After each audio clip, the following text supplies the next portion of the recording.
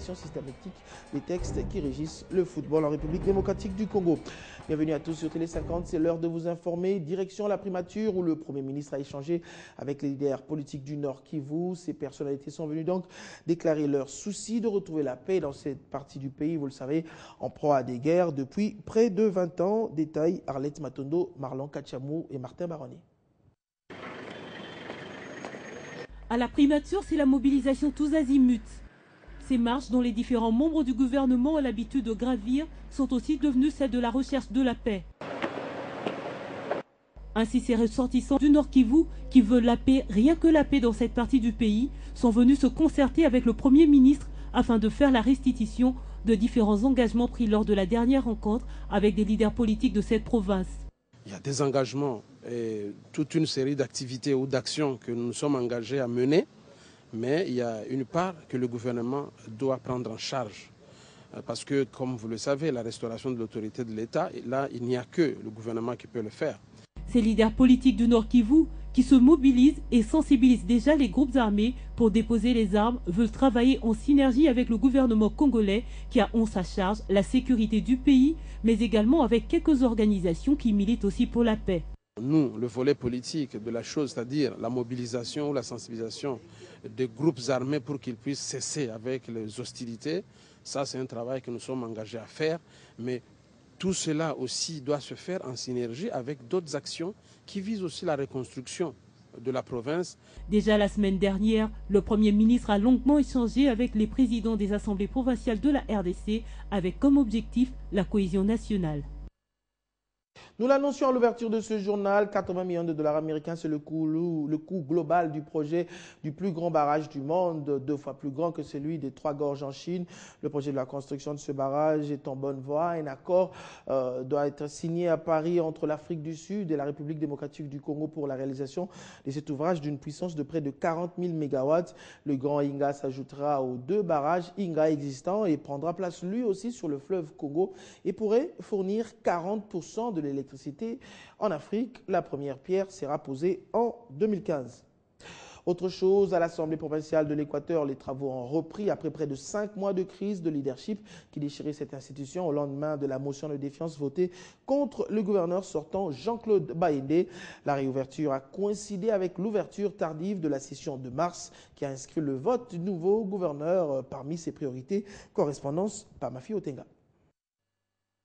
Dans son discours d'ouverture de la session parlementaire de mars 2013, à Mbandaka, Jean Gautra Imbambe, président de l'Assemblée provinciale de l'Équateur, a en premier lieu réitéré son remerciement au président de la République, Joseph Kabila Kabange, au nom de la population de l'Équateur, pour avoir mis fin à la crise politique qui a neutralisé le bon fonctionnement des institutions de la province.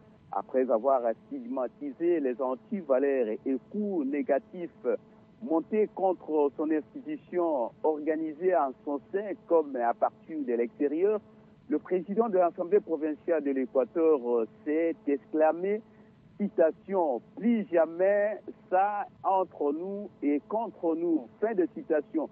Il a demandé d'enterrer l'âge de guerre et tourner la page. Par contre, il leur avait exhorté au travail pour faire face aux défis de développement de l'Équateur par la communion d'esprit de tous. De même, il leur avait invité à opérer un choix judiciaire quant à l'élection de nouveaux gouverneurs et vice-gouverneurs de l'Équateur. En outre, le président de l'Assemblée provinciale de l'Équateur a remis un cahier de recommandations au gouvernement provincial sous forme de priorités urgentes à exécuter. Bandaka pour Mafi Otenga, Télé 50.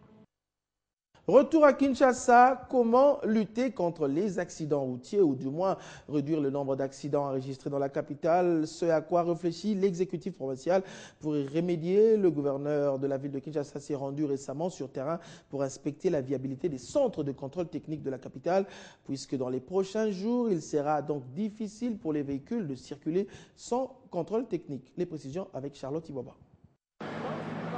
C'est pour réguler la circulation routière que l'exécutif provincial de Kinshasa va bientôt conditionner l'obtention des plaques d'immatriculation des véhicules et assurances automobiles par la présentation du certificat de contrôle technique. Et pour y arriver, la ville doit se doter des centres de contrôle technique modernes.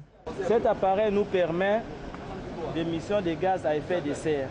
Cette visite a donc permis au numéro 1 de la ville de Kinshasa de se rendre compte des capacités et efficacités de ces entreprises. On a compris qu'il y a des véhicules qui roulent, qui ne sont pas en bon état. Dès que le contrôle technique est satisfaisant, on amène votre dossier à côté, dont le guichet est sur place, et vous avez droit à payer votre assurance, votre attestation de transport, votre plaque d'immatriculation, comme ça se fait partout au monde.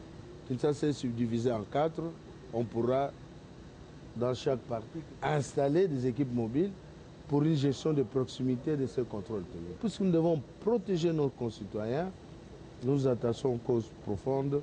Et dans le centre de contrôle technique inspecté, tout semble plutôt s'accorder pour matérialiser le contrôle technique dans les prochains jours. Restons toujours dans ce chapitre des accidents. 9 morts et 12 blessés graves. Tel est le bilan provisoire de l'accident de circulation survenu ce samedi dans la matinée sur la route nationale numéro 1 sur son axe allant de Kinshasa à Matadi. Selon l'administrateur du territoire de Songololo, le drame a eu lieu précisément au village Mpete à près de 70 km à l'est de Matadi. Un véhicule poids lourd en provenance de Matadi s'est renversé sur cette route. L'excès de vitesse serait la cause de cet accident selon les premiers éléments d'enquête. Ils se sont sacrifiés et se consacrent entièrement à la conservation de la nature. Eh bien, ces quelques Congolais ont été récompensés par la Fondation Abraham. La cérémonie a eu lieu à Kinshasa en présence du ministre de l'Environnement, Conservation de la Nature et Tourisme. Pour cette année 2013, cette traditionnelle cérémonie de remise des prix est placée sous le thème « Œuvrer pour la stabilité de la nature dans un Congo en instabilité croissante ». Au total, 16 prix ont été décernés aux différentes personnes qui se battent pour la conservation de la nature en République démocratique du Congo. 7 prix pour la réserve des faunes à Okapi, dont 5 sont de la reconnaissance posthume. 3 prix pour des services rendus à la conservation de la nature dans le parc national des Virunga, dont un est octroyé au colonel des FRDC, Philémon Yab. Un prix au parc national de Kaouzi-Biega, un au parc national de Lupemba, un prix au proposé parc national de la Lomami, un prix au parc national de la Salonga, un autre à Ekolo et à Bonobo, et enfin une présentation de plaques aux femmes et filles violées et enlevées du village. Dans cette dernière décennie, l'ICCN a vu son réseau d'aires protégées devenir le repère, si pas la base arrière, de tous les groupes armés dans toute la partie de l'Est. Cette triste réalité fait que notre pays reste presque le seul pays au monde qui paye le plus grand prix, si pas les lourds tributs, pour pouvoir assurer la préservation, la protection et la conservation de nos ressources naturelles. Ce prix Abraham, organisé chaque année par la fondation portant le même nom, est créé par Nancy Abraham et a pour grave responsabilité de sensibiliser le peuple congolais à la protection des Lokapi, du bonobo, du gorille et autres pour les générations futures du monde entier. 4H+, c'est le nouveau produit que Tigo vient de mettre à la disposition de sa clientèle. Un service Internet très performant, déjà opérationnel et qui offre beaucoup d'avantages aux amateurs du net. Le produit a été expérimenté par les invités eux-mêmes qui ont ensuite participé à une tombola et gagné plusieurs lots. Claude Biringaniné. C'est l'un des géants de la télécommunication en République démocratique du Congo. En cette période où le service Internet est le plus sollicité, notamment dans l'utilisation des réseaux sociaux tels que Facebook, qui a fait de Tigo le premier en termes de demande, l'entreprise vient de faire une autre innovation, c'est la 4H+. Et comme je vous l'ai dit, la 3G est une technologie, la 4H+ sera une expérience à découvrir grâce à nos offres. Téléchargement ultra rapide, appel vidéo, lecture en streaming, le produit n'est pas vraiment naissant auprès des amateurs de la téléphonie, mais vient améliorer considérablement la qualité de service Internet. Il sera sans reproche, assurent les responsables, conscient de la rudesse de la concurrence sur le marché. La 4H+ est la liaison Internet et la vitesse Internet la plus rapide aujourd'hui en RDC. Elle va être accessible à tous les Congolais puisque nous allons offrir des paquets et des offres spécifiques qui vont permettre à l'ensemble des clients de pouvoir bénéficier de la meilleure technologie de connexion Internet. Ce sera aussi bien disponible en prépayé qu'en post-payé. Et pour accéder à cette technologie, il faut tout simplement avoir un terminal compatible 3G ou 3G+. Un service qui propulsera davantage cette entreprise en pleine expansion. Tigo, les réseaux qui séduit actuellement le plus grand nombre d'abonnés à Kinshasa, compte conquérir progressivement d'autres provinces. Un enjeu commercial absolu. Souriez, vous avez Tigo. Dans un autre chapitre, présentation officielle du bulletin des arrêts de la Cour militaire. Cette troisième édition a été portée sur le fonds baptismaux par le ministre des Médias Lambert Mende, qui représentait le vice-premier ministre et ministre de la Défense. L'ouvrage qui fait la compilation des décisions de la Haute Cour militaire a été encouragé par plusieurs personnalités.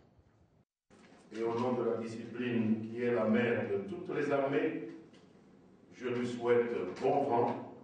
Et je souhaite que la riche jurisprudence qui y est contenue inspire le plus grand nombre possible de nos magistrats militaires. C'est dans un recueil intitulé Bulletin des arrêts que la Haute Cour militaire a compilé ses différentes décisions. Objectif, permettre aux acquéreurs de se faire une idée globale et pratique sur le droit.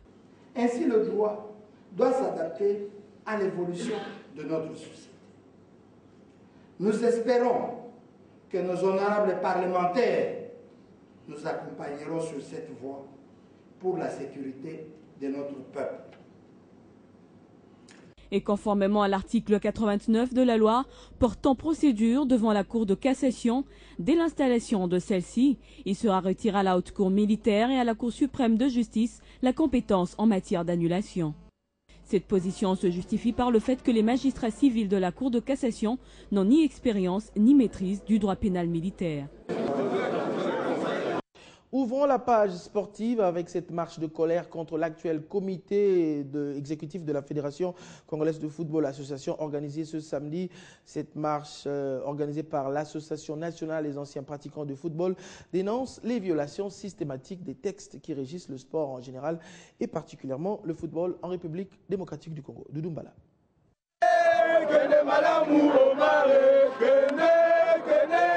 Cantique des deuils, rameaux amer, banderoles aussi, où l'on pouvait lire plusieurs messages adressés au gouvernement congolais. Objectif, démontrer noir sur blanc la mégestion de Constant Omari Selemani et tout son comité exécutif. La marche, une expression populaire reconnue même par la Constitution, partira du terrain de l'hôpital général de référence et connaîtra son point de chute au stade des martyrs de la Pentecôte. Mais avant d'y arriver, sur l'avenue des Huileries, l'initiative est sensiblement saluée à masse par la population congolaise des environs.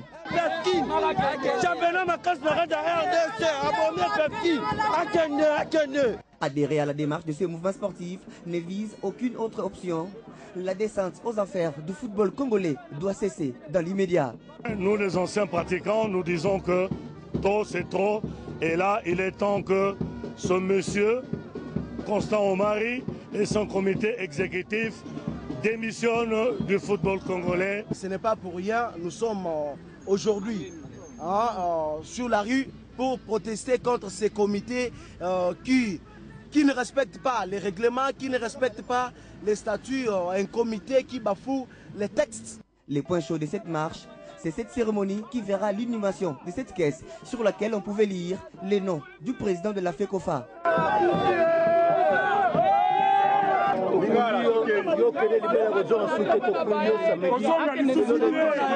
Et au stade des Martyrs, c'est au tour du secrétaire général au sport, Barthélémy Okito, de recevoir cette délégation à l'absence du ministre des Sports et accompagner cette dernière chez le numéro 1 du sport congolais et transmettre les mémorandums acquis de droit. C'est la démocratie, les gens se sont exprimés, n'est-ce pas? Maintenant, je les amène déposer officiellement leur mémo auprès du ministre. Une vaste protestation de colère contre la Fédération congolaise de football association. Attendons de voir ce que nous réserve la suite dans les jours à venir. Alors que l'ANAPF marchait contre l'actuel comité exécutif de la FECOFA, d'autres anciens joueurs soutenaient ce même comité dirigé par Constant Omari. Ils l'ont manifesté à travers une autre marche organisée ce même samedi. On écoute quelques-uns, ils ont réagi au micro de Télé 50.